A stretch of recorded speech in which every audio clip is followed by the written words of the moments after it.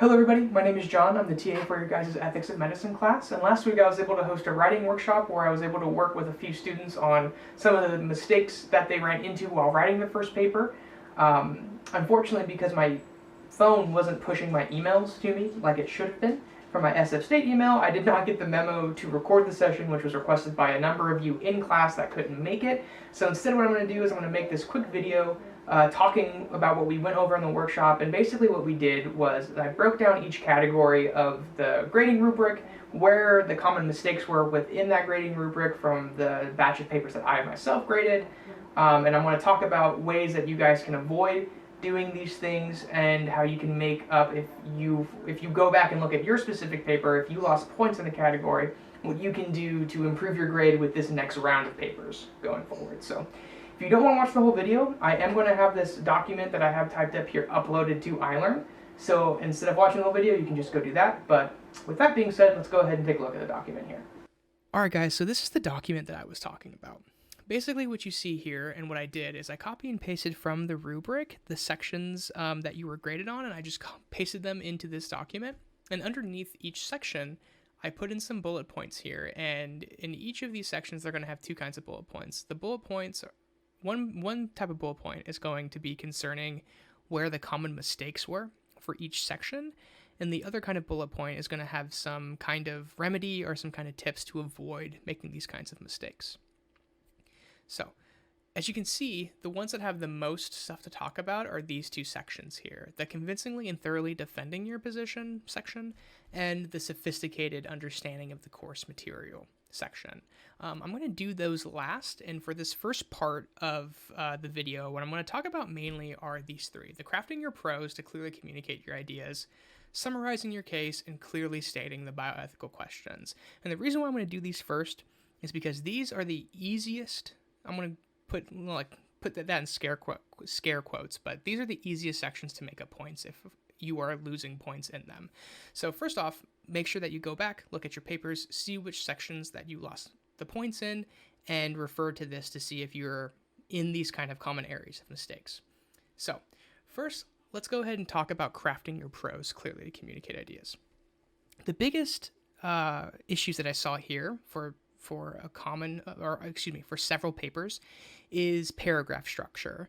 And more oftentimes than not, paragraphs were quite long and would take up anywhere from half to 3/4 of a page. And if any of you have read texts that do this, you'll notice that it's quite hard to follow unless the writer is very, very thorough and clear within those paragraphs.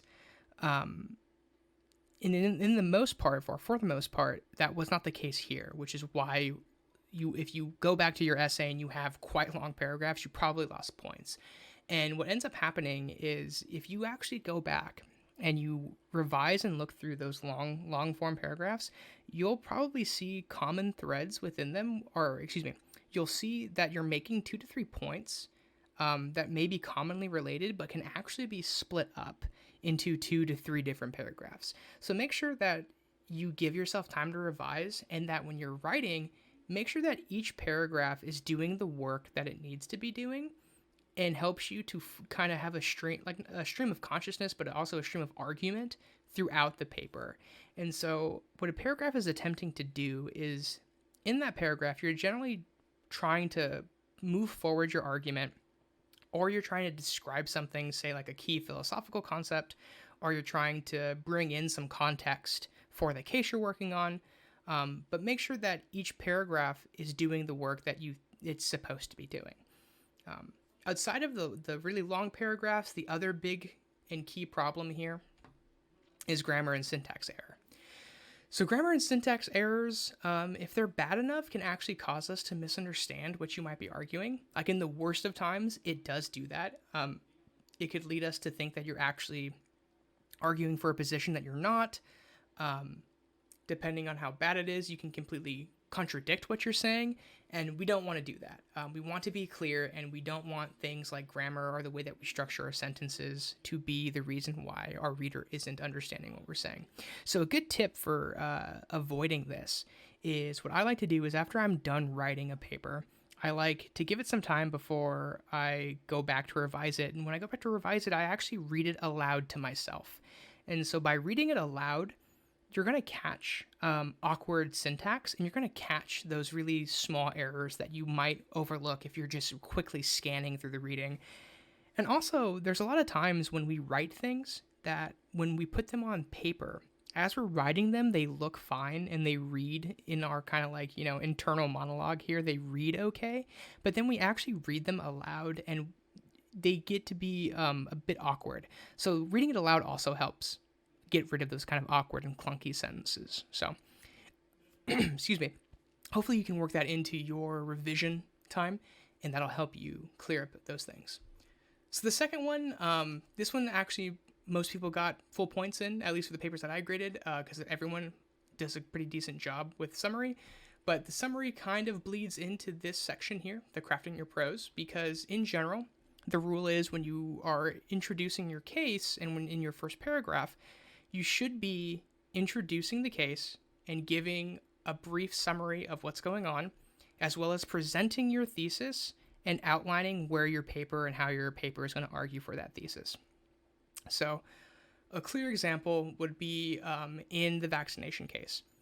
The easiest way to do this is just simply putting in case number, I think it was case number 3, we talk about Alex, a minor that is going in to try and get information about a vaccine, etc., etc. In this paper, I will be arguing that she should get the vaccine despite not getting parents' consent, and I'm going to be doing that by arguing for ABC. That's a very clear-cut, easy way to summarize, get your thesis statement, and outline your paper. It's going to obviously vary for case by case, but just using that structure and simple enough is going to get you the points. The biggest problem that I saw with the summary is that summaries were too long, where they dedicated what I like to call like word real estate of the essay, where they spend too much time giving us every single detail of the case first. Realize that certain facts of the case can wait to be explained as they pertain to certain philosophical principles in your body paragraphs. So remember that you can bring in more context later. The brief summary is just to give us enough details so we have enough context going in that we understand why you're asking the bioethical questions that you're asking and what is being dealt with. So that's going to lead directly into this section right here. Clearly state the bioethical questions that your paper will address in connection with the case. So this section here kind of bleeds over into this little section here because you need to have a good understanding and a good grasp of the material to make sure that you're introducing and talking about all of the relevant philosophical concepts in the case. And so that's why in this first point, I'm going to have a little asterisk here, because the most common loss of points in this section were caused by students not including all of the core bioethical questions in their cases. And the reason why the asterisk is here is because all can vary between case to case, and in particular, we're working with a lot of concepts, and some concepts are more relevant to your case than others, which is going to vary their importance of if you don't talk about them or not. So what we're looking for here is if you miss some points in the clearly stating your bioethical questions, it was probably because you only focused on maybe like one question in particular and not understanding that that question is related to a couple of different concepts that you should have also included within your essay. And so that's where this kind of bleeds over into this section here that I'll talk about later in the video. Because if you get very deep into one concept but not deep enough to where you see how it relates to all of the other ones that we're also talking about that are also relevant, your argument's going to lose that kind of nuance, and it's going to be a very one-dimensional paper. So if you did lose points in here, go back to your paper grade and see in the comments if you mentioned all of the principles that we thought were relevant to the case. All right, so now I want to talk about this section here, the convincingly and thoroughly defend your position section.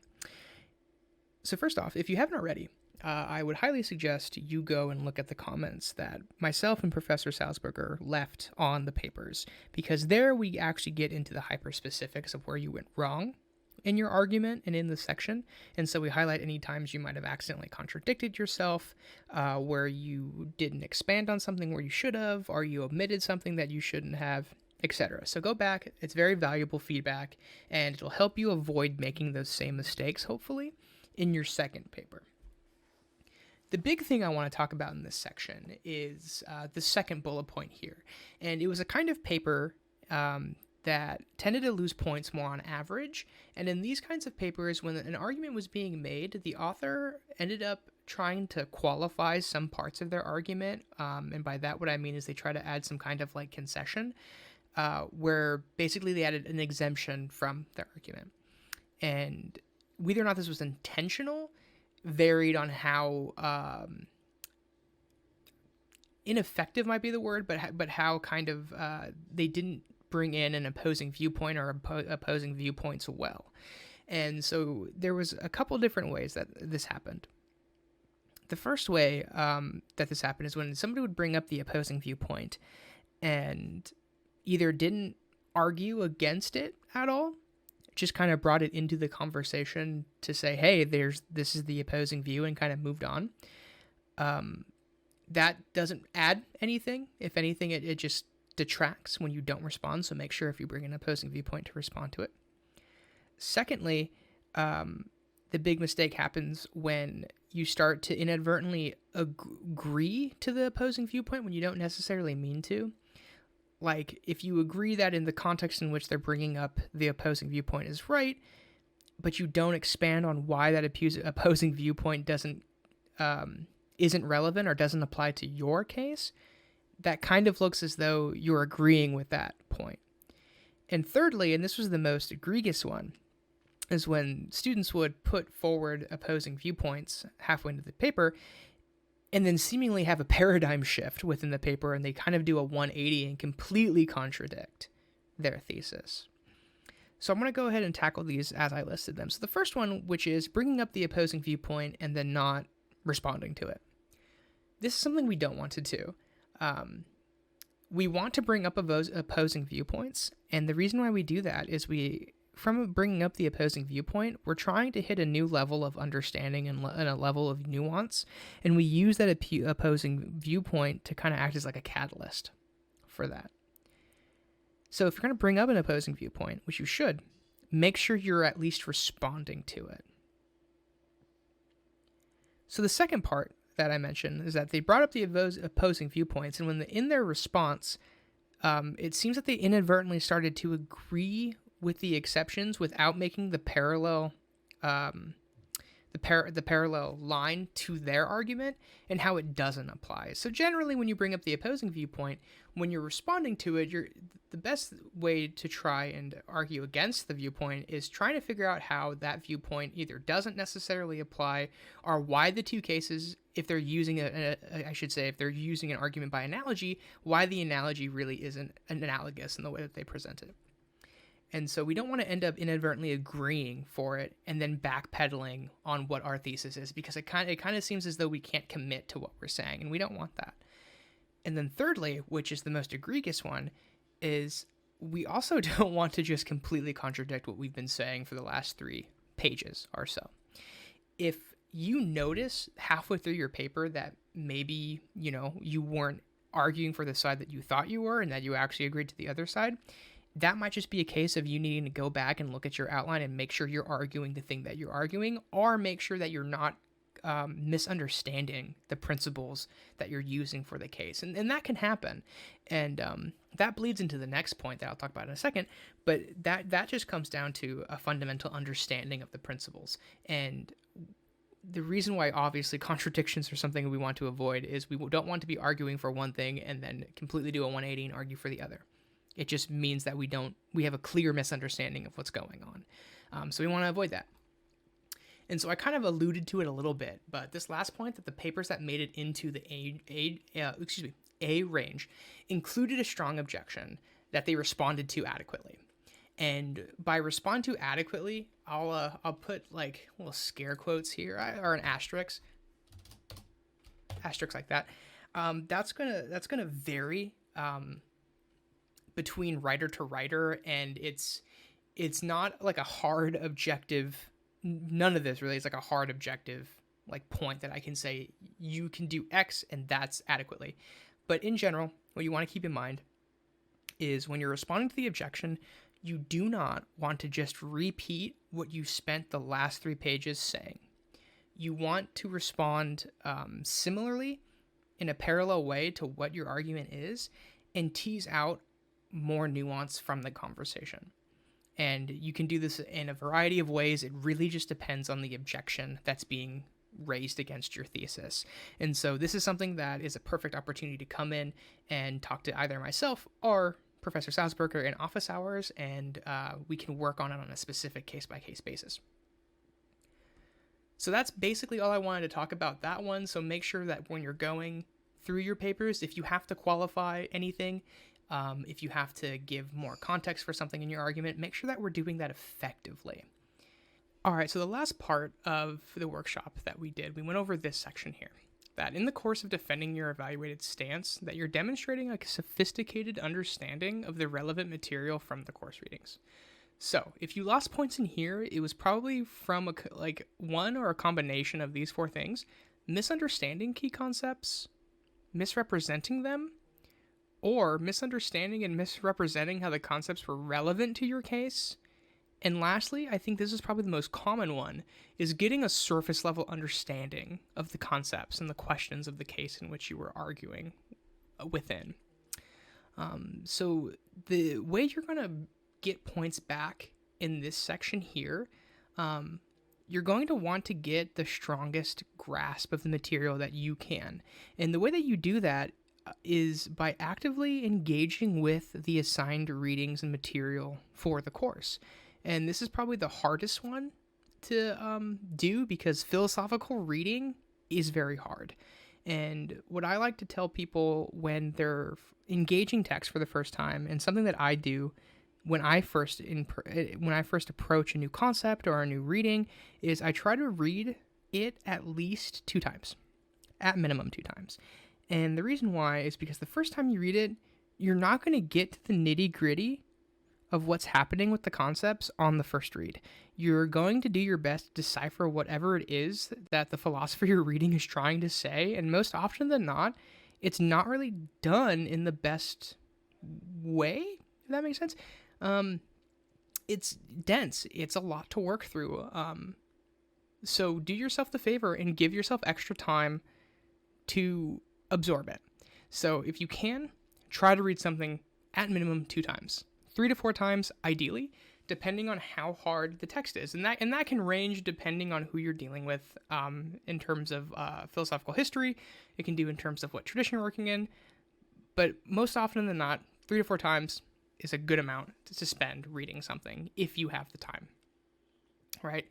And so this is why I say this is the hardest one to make up points in, because this is going to vary from person to person, how you engage with the material, how well you can comprehend the material on your first or second read. This is why this section is so hard. But the way that we're going to try and put that into our philosophical writing is that I think I covered this in the last little audio bit when I came to defending your position, but here, most of all, you're going to want to make sure that you're bringing in and citing the authors that are relevant to the concepts that are in your case specifically.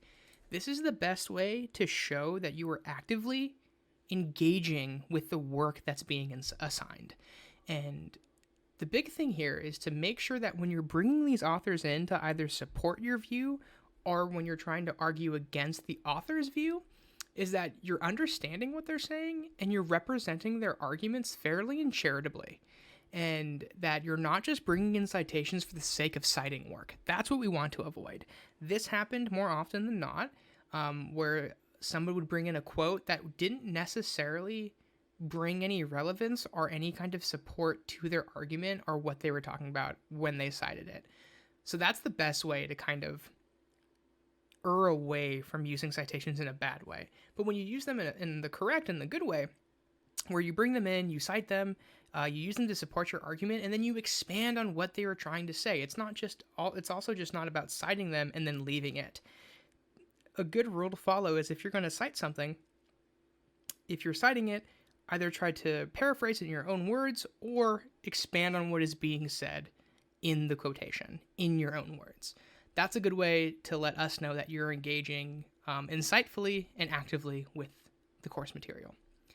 When it comes to sophistication and nuance, that's going to come with time, practice, and honestly, working with other people within either philosophy, if that's your major, or in whatever field that, or whatever major that you're in. And oftentimes, we think of writing as a very solitary process. Philosophical writing, just like philosophy in general, I think is a very dialectical and you can't do it in a vacuum. So if you can, try, when it comes to your philosophical writing, if you have people that are willing to read your work, or even if you have people that you just are willing to listen to what you're doing in your classes and what you're writing about, this is a good way to also solidify those concepts in your brain. So when you go to writing or writing more, you can make sure that you're actually having a strong grasp. And it also gives you more time to think about these things. And if you think more about these things, you're going to be able to draw out more nuance in your arguments if you give yourself the time to absorb and understand these things.